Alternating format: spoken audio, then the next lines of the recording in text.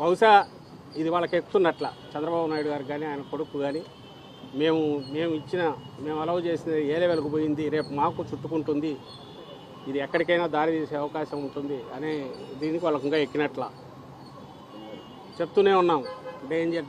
Danger వచ్చేసింది. ఇంకా ఏమాత్రం ఇదైనా న్యాయస్థానాలకు అప్పీల్ చేస్తున్నాం. ఎక్కడో చోట ఇంటర్వ్యూని అవుతారు, కానీ ఆలోగా వాళ్ళు రియలైజ్ అయితే ఓ రెస్పాన్సిబుల్ పొలిటికల్ పార్టీగా మీరు చేయలేని పనులు ఇంకొక వాయిస్ ఎక్కడా రైజ్ కాకూడదు, మీ తప్పుడు పనులను ఎత్తి చూపకూడదు అనే దీంతో మొదలుపెట్టిన ఈ బరి తెగింపు చట్టాలను పక్కకు తోసేసి ఒక మాఫియా సైన్యంలాగా తయారు చేసుకుని దానికి సబ్స్క్రైబ్ అయిన వాళ్ళను దానికి లొంగిన వాళ్ళతోనే పనులు చేయించుకుంటూ మిగిలిన వాళ్ళందరినీ పక్కకు తోసేసి వీఆర్లకు పంపడము లేదా వాళ్ళ మీద కేసులు పెట్టించడం చేస్తూ టెర్రర్ ఏదైతే క్రియేట్ చేశారో అది ఎల్లకాలం సాగదు.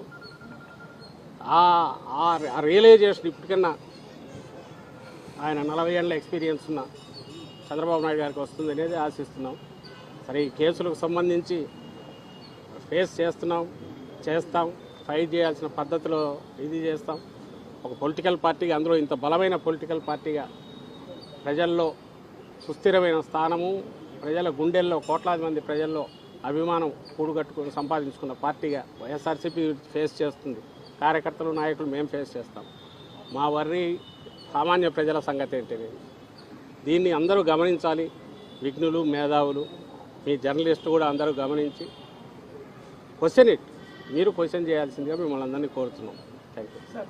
రాష్ట్రంలో బయట ఇంత దారుణం మీరు పరిస్థితున్నట్టు ఇప్పుడున్న జిల్లా జైలు పరిస్థితి ఎలా ఉంది? అన్ని నాయకులకి అంటారా డిప్యూటీ ఉందా లేదా వాళ్ళు కూడా ఇబ్బంది? సంబంధించినంత వరకు ఇబ్బందులు అయితే క్రియేట్ చేస్తున్నారు. వాళ్ళు తీసుకుపోయిందే, అరెస్ట్ చేసిందే హ్యూమిలియేట్ చేయాలి, సైకలాజికల్గా, ఫిజికల్గా అన్ని రకాలుగా ఇబ్బంది పెట్టాలని చూస్తున్న దానివల్లనే ఈరోజు ఆయన వంశీ పరిస్థితి చూసినా ఆ రోజుకు ఈ రోజుకు ఆరోగ్య సమస్యలు, నందిగం సురేష్ పరిస్థితి ఎట్లే ఉంది. మీకు మొన్న చెప్దామనుకున్నాం, మర్చిపోయిన ఆయన హరికృష్ణ అనే అబ్బాయిని అరెస్ట్ చేస్తే వాళ్ళ పేరెంట్స్ కూడా ఎక్కడ ఉండాలి ఇక్కడికి వచ్చారు. అది మీరు చూశారు. పొద్దున తీసుకెళ్తే సాయంత్రం వరకు అసలు లేడని చెప్పారు. ముందు ఆఖరుకు ప్రెషర్ పెరిగి హరికృష్ణ ఆయన ఫాదర్ అయినా పేరెంట్స్ ఈరోజుకు ములాగా ఇవ్వలేదా, చూపించలేదా? ఇంతవరకు చూడలేదంట. మేము కలిసి వచ్చిన తర్వాత ఇవ్వడం. ఆయన భార్య, తల్లి ఇక్కడ ఉన్నారు. వీళ్ళు పార్టీ కార్యకర్తలు, నాయకులు అందరు వెళ్ళి 12 నుంచి సాయంత్రం వరకు ఉంటే ఆ వీడియోలు మీరందరూ చూసింటారు. వెళ్ళి అడుగుతుంటే అసలు ఎంత ఇర్రెస్పాన్సిబుల్గా, బాధ్యతారహితంగా మీ మీద కేసులు పెడతామంటాడు ఆయన సిఐ. పోయి అడిగిన వాళ్ళ మీద చాలా మర్యాదగా ఆ వీడియోలో కనపడుతుంది. సార్ ఒక్కసారి చూడనివ్వండి అంటే చెయ్యము, మేము ఇక్కడే కూర్చుంటామంటే మీ మీద కేసులు పెడతామంటారు. ఆఖరుకు అంతా అయిన తర్వాత చూస్తే అతను నడవలేని స్థితిలో ఉన్నాడు. కళ్ళ కట్టేట్టు కనపడుతుంది. మేజిస్ట్రేట్ గారి దగ్గర మొత్తం చెప్తే హాస్పిటల్కి పంపించారు. ఆ హాస్పిటల్ ఎక్కడిది? ఈ సిస్టంలో పార్ట్. వాళ్ళ ఈ ఎస్టాబ్లిష్మెంట్ ప్రెజరు డైరెక్ట్ ముఖ్యమంత్రి గారు ఆయన కొడుకు దగ్గర నుంచో వాళ్ళ ఆఫీస్ నుంచో కింది వరకు ఫోన్లు వెళ్తున్నాయి. టార్గెట్ పెట్టి కొట్టాలంటే కింది వరకు పోతున్నాయి. సో వాళ్ళ దగ్గర నుంచి ఫోన్లు వస్తాయి. ఇంకా హాస్పిటల్ మాత్రం వాళ్ళ ఆ డాక్టర్లు వాళ్ళు ఎట్లా ఇస్తారో తెలియట్లా. వీటిని కళ్ళ ముందు కనపడుతుంటే రిమాండ్కి పంపించేశారు. నడవలేని స్థితిలో అతను ఉన్నాడు. ఇంతవరకు వాళ్ళ అబ్బాయిని కలవడానికి కూడా వీళ్ళని అలవ చేస్తారు. అంటే ఇది ఎక్కడ మనం చిన్నప్పుడు ఒక డిక్టేటర్షిప్ ఉన్న వీటిలోనో, నాజీ దేశాల్లోనో ఎక్కడో అలాంటి జర్మనీ అప్పట్లో దాంట్లో చదివేవాళ్ళం, కథల్లో చూసేవాళ్ళం. ఒక నిరంకుశమైన ప్రభువు ఉంటే ఎట్లుంటుందని. మరి మనదేమో డెమోక్రసీ అని చెప్పుకుంటున్నాం, ఇక్కడ చట్టాలు ప్రివేల్ అవుతాయని చెప్తాము. కానీ ఇక్కడ ఏది చట్టము అంటే చట్టాన్ని ప్రొటెక్ట్ చేయాల్సిన వాళ్ళు చేసుకున్న చట్టము, చట్టాన్ని ఇంప్లిమెంట్ చేయాల్సిన వాళ్ళు చేసుకున్న వాళ్ళు చేసుకున్నవి ఇంప్లిమెంట్ అవుతున్నట్టున్నాయి. ఇలా చెప్పుకుంటూ పోతే వందలాది ఇవి ఉన్నాయి ఇన్సిడెంట్స్. తప్పుడు కేసులు, కంప్లైంట్ ఇచ్చిన వాళ్ళ వదిలేసి కంప్లైంట్ ఎవరి మీద ఇచ్చారో వాళ్ళతో ఇంకోటి పెట్టించి, నిన్న పులివెందల్లో అదే జరిగింది. మొన్న వీళ్ళు మహానాడు పోయి అక్కడ జరుపుకొని పులివెందల్లో వీళ్ళు వచ్చి రాజశేఖర రెడ్డి గారి వీటికన్నిటి కట్టి అవి కంప్లైంట్ ఇచ్చి తీయండి అని కమిషనర్ డిఎస్పీ పోతే వాళ్ళు పట్టించుకోకుండా మొహం కూడా కనపడకుండా చేసినారని వాటిని విప్పితే మళ్ళీ వచ్చి కట్టి 307 అటెంప్ట్ మర్డర్ అని మా పార్టీ కార్యకర్తల మీద కేసు పెట్టారు. సో ఏది జరిగినా జరగకపోయినా టార్గెట్ పెట్టుకోవడం, వరుస పెట్టి కేసులు కట్టడం, వాళ్ళని తీసుకెళ్ళడం, కొంచెం క్వశ్చన్ చేయలేని వాళ్ళు ఇది అనుకుంటే వాళ్ళ కక్ష ఎక్కువ ఉంటే 3rd డిగ్రీ ప్రయోగించడం. ఇప్పుడు హరికృష్ణ దానికి సంబంధించి అతని మీద పెట్టిన కేసు కూడా అటెంప్ట్ మర్డర్ అని ఇంకొక మీద చేశారని, ఏంటంటే చొక్కా తిరిగిందంట. చొక్కా తిరిగింది అటెంప్ట్ చేసినప్పుడు నడిచి తప్పించుకున్నాడని కేసు పెట్టారు. మరి వీ డోంట్ నో ఇవి మరి రికార్డ్ అవుతున్నా ఎందుకు కోర్టులు కూడా దానిని ఆటోమేటిక్ జనరల్గా పంపిస్తున్నారో కూడా తెలియట్లా. బట్ సిచ్యువేషన్ అయితే మాత్రం అలార్మింగ్గా ఉంది. ఉన్నత న్యాయస్థానాలు అవి కూడా దృష్టి పెట్టాల్సిన పరిస్థితి అయితే కనపడుతుంది.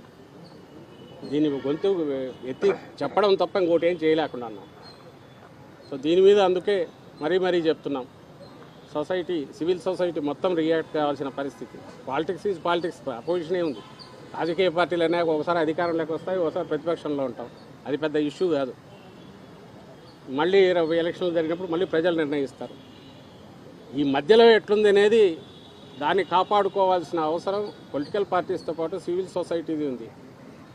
మామూలు దురదృష్టవశాత్తు సొసైటీ తరపున పొలిటికల్ పార్టీస్ నిలబడాల్సినవి. అలాంటప్పుడు ఇప్పుడు అన్నీ ఏకమైపోయినాయి. ఒక వైఎస్ఆర్సీపీ మాత్రమే బలమైన ప్రతిపక్షంగా వాయిస్ రైజ్ చేయాలని చూస్తుంది, ఆ వాయిస్ నొక్కాలని చూస్తున్నారు.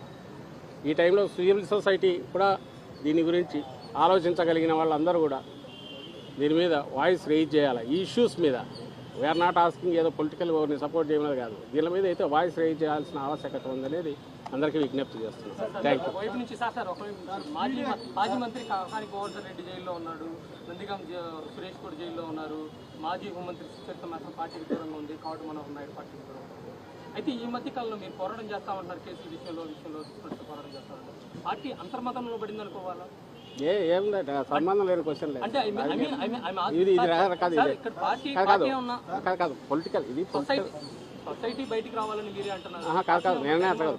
Political activity, political party, political activity ఇది డిఫరెంట్. ఈ కేసులు, తప్పుడు కేసుల గురించి ఇది డిఫరెంట్ ఆస్పెక్ట్. ఈ ఇష్యూకి సంబంధించి అడుగుతున్నాం, మౌనంగా ఉండద్దు, మాకే ఉందిలే, వాళ్ళు పెట్టుకుంటారు అంటే మీరు మునుగుతారా అని చెప్తున్నాం. మేము పెట్టడం మా హయాంలో అయితే ఇట్లా జరగలే. మా హయాంలో నిన్న తెనాల్లో జరిగినట్టు ఏమైనా జరిగితే ఇమీడియట్ రియాక్షన్ అయ్యి అరెస్టులు జరిగినాయి, సస్పెన్షన్లు జరిగినాయి, ఇమీడియట్ రియాక్షన్ వస్తూ వచ్చింది. దాన్ని గమనించండి ఏం చెప్తున్నాం. నాటేదో ఈ పొలిటికల్ పార్టీని సపోర్ట్ చేయమని అనట్లా. సిస్టమ్స్ బ్రేక్ అయినాయి, వాటిని గమనించి సెట్ రైట్ కావడానికి అవసరమైన దీంట్లో ఎవరి వంతు వాళ్ళు పాత్ర పోషించడం అనేది అవసరం. దీన్ని మీ దృష్టికి తీసుకురావాలనే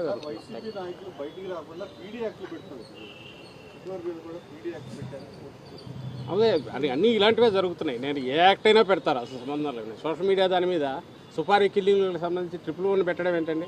సుపారీ కిల్లింగ్లో కిడ్నాప్లు, ఆర్గనైజ్డ్ క్రైమ్ అనే దీన్ని తీసుకొచ్చేసి ఎవడో సోషల్ మీడియాలో ఏదో పెట్టిన దాని మీద ఆ కేసులు పెట్టారు.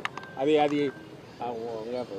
ఏమంటారు, వర్స్ట్ పాజిబుల్ కేసులకు సంబంధించి సపరేట్ చేసి పెట్టిన సెక్షన్ అది. దానికి ఏదో ఒక దాన్ని ఏమంటారు, ర్యాన్సమ్ అంటే డబ్బులు డిమాండ్ చేయడము, ఇంకోటో అవన్నీ ఉండాలి. సోషల్ మీడియాలో ఏముంటుంది, వాడి వాయిస్ ఏదో రైజ్ చేసింది, దానికి 111 పెట్టారు. సో అలాంటి వాళ్ళు దాని కేసుకు సెక్షన్స్కు సంబంధం లేని రకంగా వ్యవహరిస్తున్నప్పుడు అసలు కేసు అనేది లేకుండా కూడా క్రియేట్ చేయగలిగిన పరిస్థితులు వాళ్ళు మొదలు పెట్టాక ఇంకా దానికి సెక్షన్ అయితే ఏముంది, యాక్ట్ అయితే ఏముంది. యాక్ట్ ఏదున్నా ఇక్కడ రాసేది ఇంకోటి రాస్తారు. బై ది టైం కోర్టు పోయి తెచ్చుకునేసరికి, రిలీఫ్ వచ్చేసరికి ఆ నెల రోజులు ఏదో అయిపోతుంది. వాళ్ళకు కావాల్సిన హెరాస్మెంట్, హ్యూమిలియేషన్ అవుతుంది. ఇంకా ఎక్స్ట్రీమ్ ఇది కూడా 3rd డిగ్రీ ప్రయోగిస్తారు, అయిపోతుంది పోలీస్ కస్టడీ, బయటకు వస్తారు. వచ్చేసరికి వాడికి ఏమాత్రం ఉన్నా జీవం లేని, ప్రాణం లేని దీని కింద అయిపోవాల్సిన రకంగా, భయపడే రకంగా ప్రెజర్ తీసుకురావాలని ట్రై చేస్తారు.